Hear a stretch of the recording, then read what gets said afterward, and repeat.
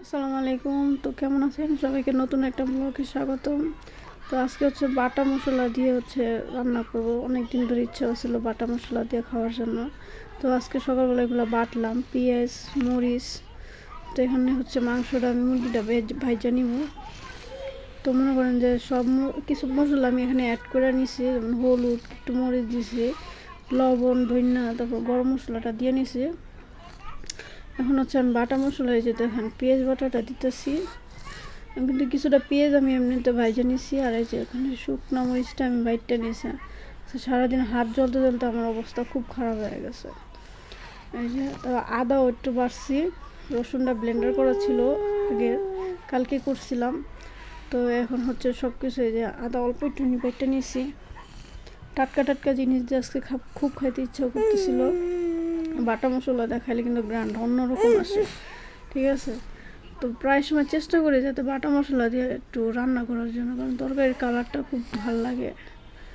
তো এখন আমি মশলাটা কষাই নিব, আর এদিক দিয়ে মুরগি মাংসটা আমি ভেজে নিতে। দেখেন গ্যাসের অবস্থা খুবই খারাপ। তো মশলাটা আমি এখানে কষাইতে দিছি, কষাক। দেখেন মশলাটা কষে আমি মুরগিটা আর আলুটা দিয়ে দিছি। তো মুরগিটা আর আলুটা দিয়ে দেওয়ার পরে এখন আমি পানি অ্যাড করে দিব। দেখেন কষানোতে মনে হয় যে চুলার কোনো আগুনই নাই, মানে মাংস তো লড়েই না। দেখেন অনেক চেষ্টা করছি একটু দেখানোর জন্য। আর দেখেন গ্যাসের অবস্থা কত অল্প গ্যাসে রান্না করতেছি। তো এখন আমি পানি দিয়ে দিব। পানি দিয়ে মশলাটা যেটুকু কষানো হয়েছে, আর এই সাইডে আমি দেখেন একটু একটু করে তরকারিটা লড়তেছে, মানে অনেক সমস্যা হয়। আর এদিক দিয়ে আমার জামাইয়ের জন্য রুটি সেঁকতেছি। তো আমার তরকারিটা আমি পানি দিয়ে দিলাম,